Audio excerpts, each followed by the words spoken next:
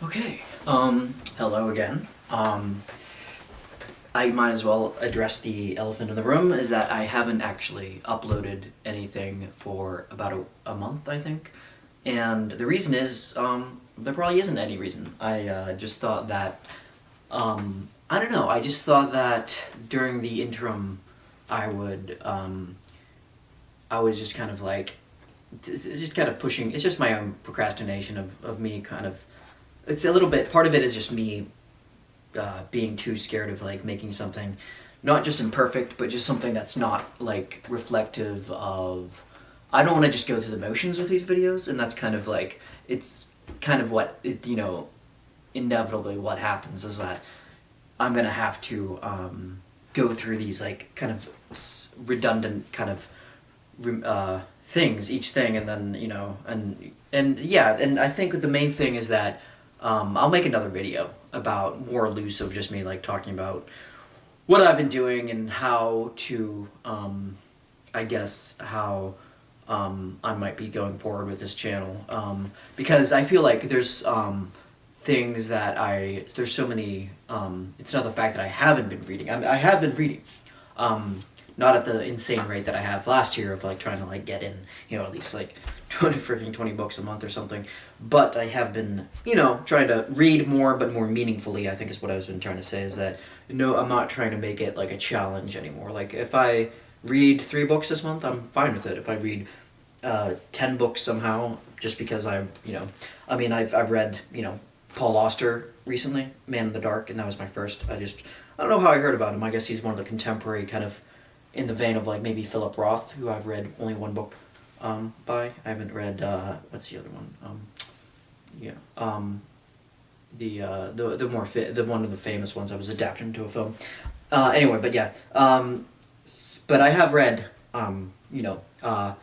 The Handmaid's Tale by Margaret Atwood, which I'm going to be discussing in this video. And The Handmaid's Tale was a 1985 book by the Canadian author, and she followed it up, I want to say, in 2019, not too long ago, with what was it called? The Testament. The Testament is the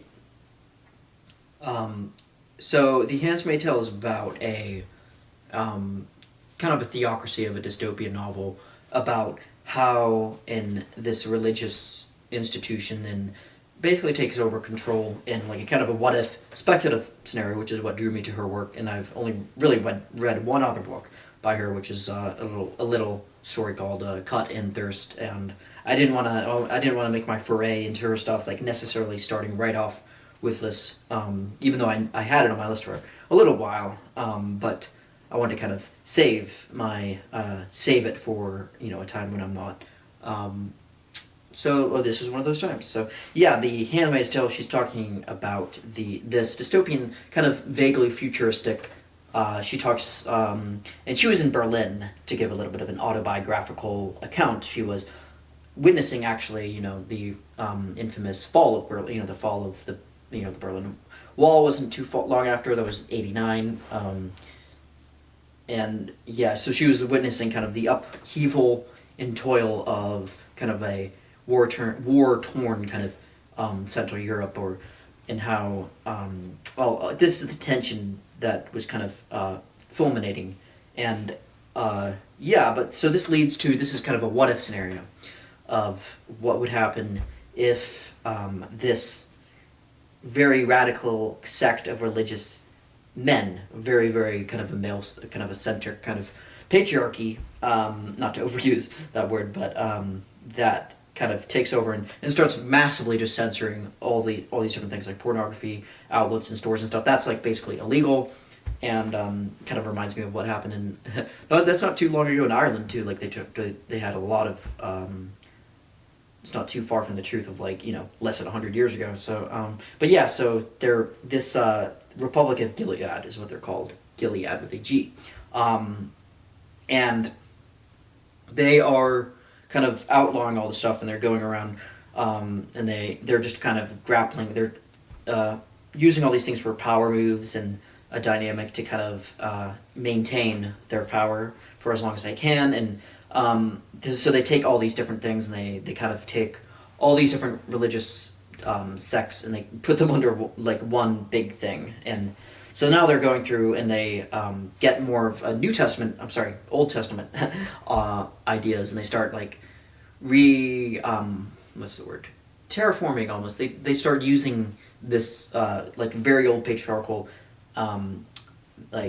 domination for just as an excuse to kind of create these classes, divisions, like strict class divisions where women's are the lowest ranking among them, and they aren't allowed to actually own anything, not money, property, or anything. So their value is very, very at the bottom, and they're even like used as sex slaves. Like that's one of the one below, and it's like this is like one of the parts where it seemed to be not just kind of a Ursula K. Le Guin or Philip K. Dick kind of speculative fiction, but it almost seemed to kind of have the tenor of almost something that you see in real life anyway.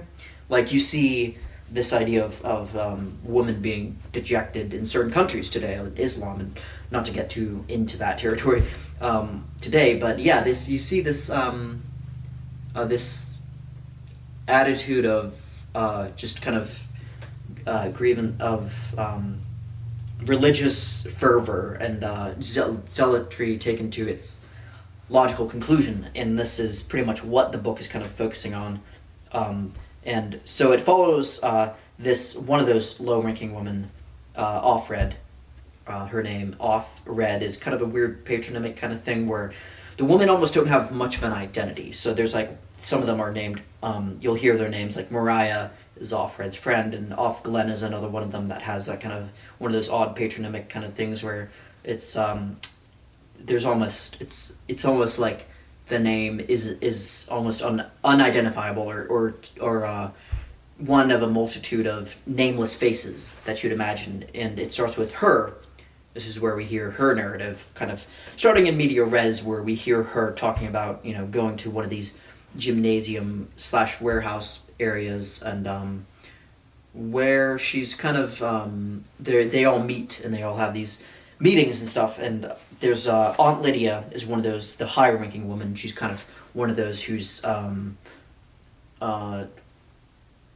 clearly not benefiting from her status either, but she's kind of like has rules with an iron fist, and she's kind of the archetype of this tough exterior of like just a very fundamentalist, just like like out of fear, just kind of like having to and she's like at this point it's almost like it is there any excuse, like does she have a valid excuse for why she's so stuck in her ways, or is it like a nurture versus nature kind of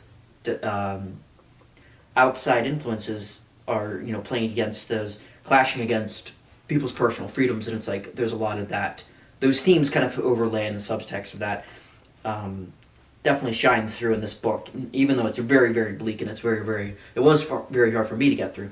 And I'm not saying that's a bad thing. I mean, that's like I like a good challenge of a book, and but yeah, so there's Offred is narrating her arrival and her frustrations. She's basically the main kind of crux of the book is the handmaids. The titular handmaid tale is that the handmaids are a select few, because this particular instantiation or iteration of society is one that's very bereft of like fecundity. There's not a lot of birth rates are super in decline, and they're looking for like there's a mammoth like need, like a pertinence for able-bodied women to like give birth and to have children, and that's like their only thing is that the women are used for. That's the only kind of thing is that and that's actually kind of used in a play on kind of weird different forms of feminism that have I don't know if you call it like third rate or third school or the I can't remember what it's called, like the third instance that I can't remember the name of see, this is why I wish I had a way of just articulating and not saying all the time, but there's no way, because it's like my mind is trying to come up with the right words, and it's like it's I'm making a bad case and a bad reflection of this book because I'm not. It sounds like I didn't read it or that I'm bullshitting my way through it. But no, it's true. I read it. I mean, I listened as closely as I could, and and it's just, it's hard for me to kind of encapsulate the strict details of the book with the actual book. It's with the actual kind of overall thematics, in the same way that when you read like old kind of religious text or anything like that, you're gonna, or mathematical text or anything, which is probably my weakest subject of all time. You're gonna kind of run into a dilemma of, at least in my case, of knowing information and knowing a lot of things across broad topics and across many diverse topics, but you're not able to actually speak. And when it comes down to speaking, and part of me really wants to just write that off and say that maybe I'm just not that smart. Maybe I'm making myself out to be a little smarter than I am, because I feel like there's some things that I'm really, really, I don't know, ignorant about, math being one of them, and that how, when you actually, like, if you ask me, like, about the Raymond hypothesis, or, like, what that is, like, for example, just because I watched, like, a couple little videos on it, you'd think, or that I've kind of scrubbed the surface of that, but like that, or the, whatever the heck, the, double slit experiment in quantum physics is. Like, I can maybe talk about that a little bit, but I can't actually. You asked me to sit down and to material actually write that down, like, or to dictate, to not only dictate, but actually, like, the written word of mathematics, and like how to theories or postulates, or not just those, but because in theory I know kind of what those things are, even in in like more advanced, like, quantum mechanics and stuff, like, just like basic theories, and like, oh well, that's unified field theory, or a block universe of Einstein was basically talking about or kind of a deterministic, predetermined thing, of that there's time and space and all that stuff is like kind of a contained block or something.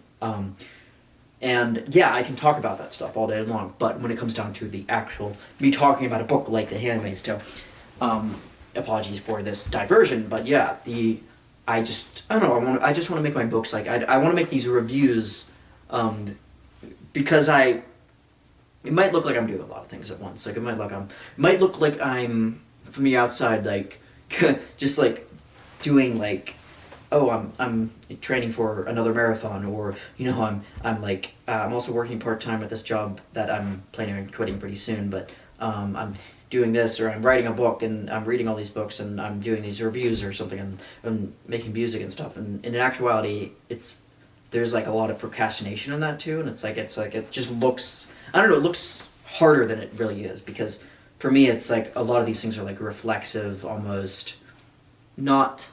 I've made book reading such a habit that I kind of like, I don't think about it when I sit down. I just can't imagine not sitting down or lying down before going to sleep and reading at least a few pages of like Keats's poetry, because I'm not, and that's a slower kind of thing, because like Keats's collected poetry is a pretty big book. It's not just like a little volume. He really kind of hammered out like a lot of stuff before he died at 25, I think.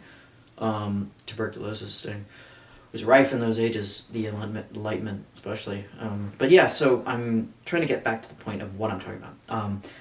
But yeah, I'm just saying, like, I'm apologizing because I can't, I don't know, imagine, like, wanting to make people suffer through these things if they don't want to. Like, it's like a thing where people are like, oh my gosh, you say a lot. It's like, sorry. I never took, a lot of the stuff I learn isn't in a back and forth way. I mean, there's, the occasional podcaster, but most podcasts are like kind of moot anyway, but excessive, and there's so much stuff I'm, trying to get through. It's like, but yeah, but I think the main thing, going back to this, is, like, one of the things I saw was that, on the Miyako Kawakami's Breast and Eggs, there was like a the thing I did about that was that somebody was saying that, oh, like it's like they're like one of the characters in that wasn't even in a bar, like it's just like they were like they didn't own a bar, they didn't own anything or something, and I'm like, okay. I mean, I didn't respond to it because I just like, I don't know if I should really, because the comment was so like genuinely rife with grammatical errors anyway that it was hard to read, not to make it sound like I'm, you know, like I have any point or any kind of authority about that, but I mean, at least as far as dictating decent sentences that flow together in a way, but I don't know, this person couldn't really get their idea across without being like really just kind of chaotically and turgid, which is really hard to get through. But it was like, so they were saying something to the effect of, I'm not gonna look it up, but like that I got a lot of plot details wrong in that Kawakami Breast and Eggs book. And the reason was because it's like I read it I read it maybe not too long before the actual physical copy. And you know, it's just like I'm not on fire. Like my brain doesn't do particularly well. And this sounds like a cop out, and maybe it is, probably is. But I just don't do well with strict like, oh, like this like this character, like, oh, this character actually didn't own this, or this character actually was so and so's brother, or this character. It's like okay, like I mean, it's like I'm not trying to bring up things like, for example, people like who geek out about Star Wars or things adjacent or semi-related in that universe of things in the Star Wars universe or the Marvel universe or the Star Trek universe, even like just geeking out so hard to the point where they're like the comment sections of people full on like video. It's like people in the comments saying like, well, when you have Vader breathing down your neck, of course like anybody's not gonna be able to. No, I'm just like so sick and tired of these people living through this lens of these partial, stupid, insignificant, trivial details about a fake story. It's tempting to say fake news, but a fabricated, made up, la la land story. Like if somebody reads my book, like I'm trying to read a book right now, and they don't get a character name or anything, I don't care. Like I don't give a shit. It's just it's a fake story. Like even like it's not like the details of everything are lost on me. Like it's just everything melds together in the same thing and the same funneling. It's all funneled into the same capacity of. The biggest thing for me is just like the massive underlying virulent or idea. Like the perfect form, I guess you could say, the thing tying it all together. I'm not trying to say that's a genius or anything that makes me superior. I actually don't care what you think. I mean, it could be complete balderdash whether or not these perfect forms exist. But anyway, I'm not sure how far I should go into that. I was saying that I was going to make a separate video to just address that, but now I tied it up in The Handmaid's Tale. What am I doing?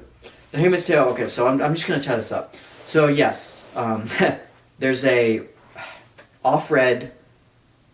See, I got that name right. Is going to the commander. She only refers to him as a commander. He too doesn't really have much of an identity. He's like captain. There's a class divisions. Okay, so the class divisions are, they are. Let me just check to see if this is going. Just let me turn it off, and then we go. We're still. And yes, I might get as far as to say that, oh, I got up in the middle of my video, and I'm going to apologize, and I'm going to have to go into another thing and edit it together because I talked too long about this thing, but, you know, who gives a shit. Anyway, but yeah, it's The Handmaid's Tale. So, basically, Offred's going, and she's going to, yes, I said, I don't give a fuck, okay, well, okay, so, yeah, this is me in my total bitch mode. I apologize in advance. Offred's like, you know, she's like, meeting with the commander, and they're like, you know, copulating. They're having, you know, because she's the only one of the few women that potentially has, like, it's like a kind of, it's like maybe a false hope that she does have, you know, the ability to conceive a child. And that's the main thing, is because, you know, the birth rates are so stagnant and they're low. So, this is the worst way to hammer through something. So she's meeting in her rendezvous with the commander, and they're trying to have a kid, and she has very conflicted feelings. This is the part that I took away. So now I'm getting to the core of this thing.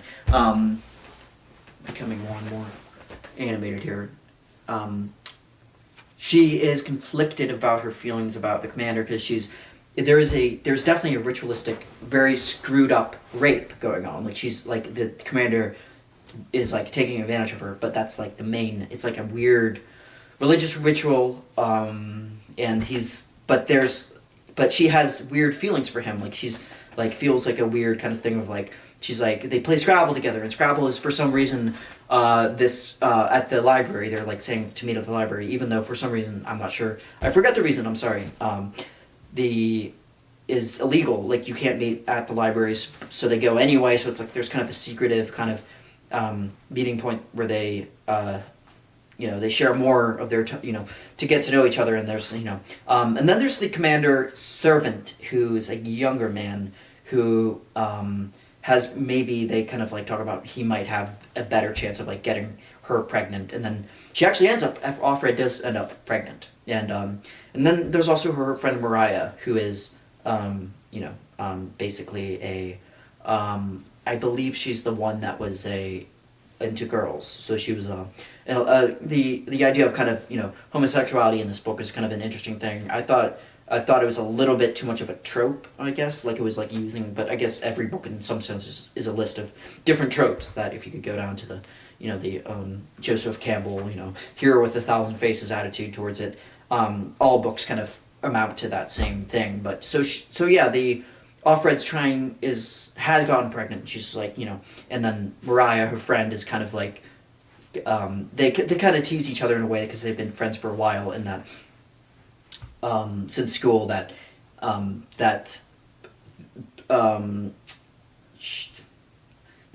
she's very, all of them are secretly they all pretty much have the kind of underlying feminist movements are like really extreme, and kind of in response to that, almost to the point of kind of like the lady who shot Andy Warhol, who wrote the Scrum Manifesto. Can't remember her name. It's totally blanking on me. Whatever. But that very just kind of like extreme, radical, kind of very urgent kind of feminist of like there's that kind of underlying thing going on with her mother. Offred's mother, I think, is one of these people that's like very screw guys, like don't have sex, like men, the only reason men exist is through a woman, and that kind of attitude. And then I think in the actual, but when it's actually kind of practically exposited in real life, it doesn't work. Like this kind of, it doesn't work because the men still have that power. They have all the power. So yeah, that is basically so Offred's she's planning her escape, and it's kind of like a another false hope, and futile because and I think to tie this up somewhat neatly, I don't want to spoil alert, but yeah, as I have spoiled this much part, but I won't give away the ending just because I think it was good on its own terms enough to be compelling, and I don't want to encroach on that for somebody else or ruin their fun. So I will leave it at that. Yeah. And the one thing I did, the post thing, is that the postscript, I guess you could call it, there was this council meeting that they have that was in the future that talked about Offred's narrative that they found. So it's another interesting kind of metafictional device, in that Offred's all her personal kind of waylaid, or all her hang-ups and problems and desires and contradictions and very human just kind of struggles to kind of just survive just day by day. That was her main thing, is just to survive.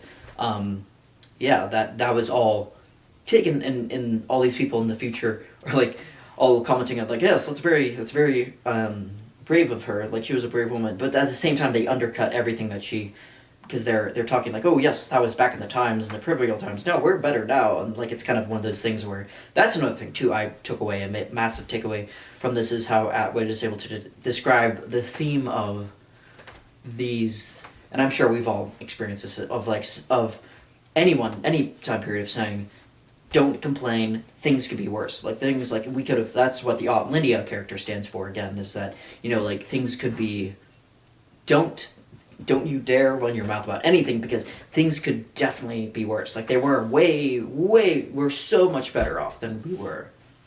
Yeah, that's kind of another thing that is used to kind of keep people in a complacent kind of, well, I guess these things, I guess it is this bad, so I'm gonna... And she talks about in her essay that's after the book, that comes after the book, that Atwood wrote like a little few page kind of corollary, I suppose, to this, about the Salem witch trials, and that she was... that's why I was confused why she was Canadian at first, and I was like, oh, well, Atwood, I guess that's an American name, and I thought, for some reason I thought she was from, like, Massachusetts, but I guess her family name comes from, like, kind of from the Salem times of Massachusetts, so there's definitely kind of that kind of drawing from that element too, and most certainly the obvious elephant in the room of 1984 too, because that was, she talked about how that was a big influence on her as well, so, but don't take my word on anything, because I don't know. I'm trying to humble myself. I'm trying to be humble myself. Anyway, so that is all I have, and I hope this thing is still recording, but thank you for watching, and I'll see you in the next one. Please be turned. Okay, cool.